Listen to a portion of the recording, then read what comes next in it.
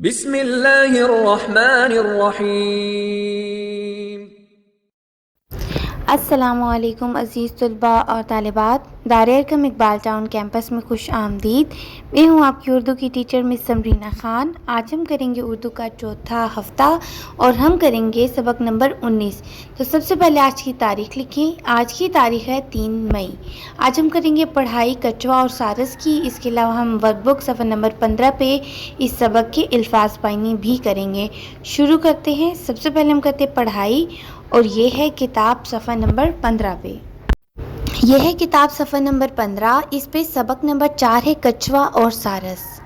اس سبق کو پڑھنے کا فائدہ یہ ہے کہ ہمیں پتہ چلے گا کہ بامقصد گفتگو کرنی چاہیے اور مختصر گفتگو کرنی چاہیے، اور اس کے علاوہ ہمیں یہ درس ملے گا کہ عہد اور صبر و استقامت سے ہمیں کام لینا چاہیے۔ شروع کرتے ہیں پڑھائی۔ ایک تالاب کے کنارے 2 سارس اور ایک کچوا رہا کرتے تھے۔ ان تینوں میں گہری دوستی تھی۔ سارس کچھوے کو جگہ جگہ کی کہانیاں سناتے اور کچھوا انہیں تالاب کے پودوں اور جانوروں کی معلومات دیتا۔ یوں ان کے دن خوب مزے میں گزر رہے تھے۔ اب ہم کریں گے کتاب صفحہ نمبر 16۔ کچھوا بہت اچھا تھا، لیکن اس میں ایک بری عادت تھی۔ وہ باتیں بہت بناتا تھا۔ سارس اسے سمجھاتے کہ کم بولا کرو، مگر کچھوے کو کوئی اثر نہ ہوتا۔ وہ اپنا منہ بند نہیں رکھ سکتا تھا۔ پھر یوں ہوا کہ ملک میں پورا سال بارش نہ ہوئی۔ ایسی گرمی پڑی کہ سارے دریا اور تالاب خشک ہونے لگے۔ فصلیں پانی کے بغیر سوکھنے لگیں، جانور پیاس سے مرنے لگے۔ جس تالاب کے کنارے یہ تینوں دوست رہا کرتے تھے وہ بھی سوکھنے لگا۔ سارس وہاں سے کوچ کرنے کی تیاری کرنے لگے۔ کچھوے نے ان سے کہا، مجھے بھی اپنے ساتھ لے چلو، میں یہاں پانی کے بغیر کیسے رہوں گا۔ یہ تو تھا کتاب صفحہ نمبر 16۔ اب ہم کریں گے کتاب صفحہ نمبر 17۔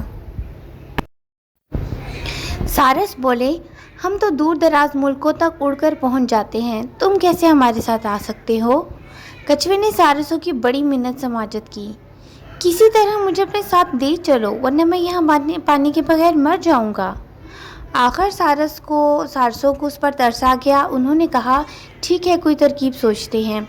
3 دن کے سوچ و بچار کے بعد انہیں ایک ترکیب سوجھی۔ انہوں نے کچھوے کو بلایا اور کہا، بھائی کچھوے، لے تو ہم تمہیں جائیں گے، مگر تمہیں اپنا منہ بند رکھنا پڑے گا۔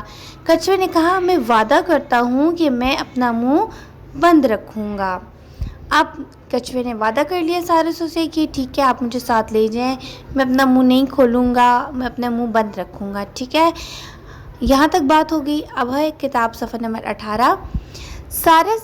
سارس ایک مضبوط سی ڈنڈی اٹھا لائے اور کچھوے سے کہا، اس کو دانتوں میں مضبوطی سے پکڑ لو اور ذہن میں یہ بات اچھی طرح بٹھا لو کہ چاہے کچھ بھی ہو جائے اپنا منہ مت کھولنا۔ کچھوے نے ان سے نہ بولنے کا وعدہ کیا اور ڈنڈی کو مضبوطی سے پکڑ لیا۔ دونوں سارسوں نے ڈنڈی کے دونوں سروں کو پکڑا اور اڑنا شروع کر دیا۔ سارس اڑتے اڑتے ایک آبادی میں پہنچے۔ وہاں کچھ بچے شور و غل مچا رہے تھے۔ انہوں نے جو کچھوے کو یوں اڑتے دیکھا تو حیران رہ گئے۔ انہوں نے زور زور سے چلانا شروع کر دیا، کچھوا اڑ رہا ہے، کچھوا اڑ رہا ہے۔ اب تو سارے علاقے کے بچے جمع ہو گئے اور کچھوے کو اڑتا دیکھ کر ان کی حیرت کی انتہا نہ رہی۔ انہوں نے زور زور سے چلانا شروع کر دیا، اے دوست، اے دوست، یہ تو بتا، اڑتا ہوا کچھوا تو نے دیکھا ہے کیا؟ گر تو یہ تو ٹوٹے گی ہڈی، ڈھول باجے ڈھم ڈھم ڈھی۔ وہ گاتے جاتے اور ساتھ ہی زور زور سے ہنستے جاتے۔ دوسری طرف کچھوے کا غصے سے برا حال تھا۔ بچے مسلسل شور مچا رہے تھے۔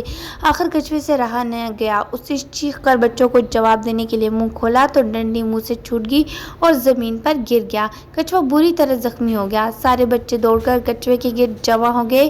اڑتے ہوئے سارس افسوس کرنے لگے، افسوس سے کہنے لگے، باتونی کچھوے نے اپنی بے صبری کی سزا پائی۔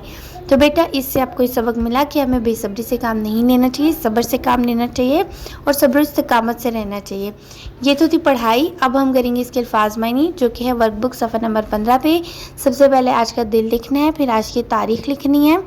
الفاظ کو معنی سے ملائیں۔ کوچ کرنا، کوچ کرنا کا مطلب ہوتا ہے روانہ ہونا، سفر کرنا، ایک جگہ سے دوسری جگہ جانا۔ اگلا ہے دور دراز، دور دراز کا مطلب ہوتا ہے بہت دور۔ سوچ بچار کا مطلب ہوتا ہے غور و فکر. آگے ترکیب سوچنا مطلب طریقہ خیال میں آنا، تدبیر سوچنا. شور و غل مچانا، اس کا مطلب ہوتا ہے ہنگامہ کرنا یا بہت زیادہ شور کرنا. منت سماجت کرنا، اس کا مطلب ہوتا ہے گڑ گڑانا، التجا کرنا، خوشامد کرنا. بیٹا آج کے سبق کی آپ لوگوں نے پڑھائی بھی کرنی ہے. اس کے علاوہ ورک بک صفحہ نمبر 15 پہ آپ لوگوں نے الفاظ معنی کو ملانا ہے آپس میں. تو یہ تو تھا آج کا سبق. انشاءاللہ اس کے بعد ہم ملیں گے اگلے سبق میں. تب تک کے لیے اپنا خیال رکھیے گا. اللہ حافظ.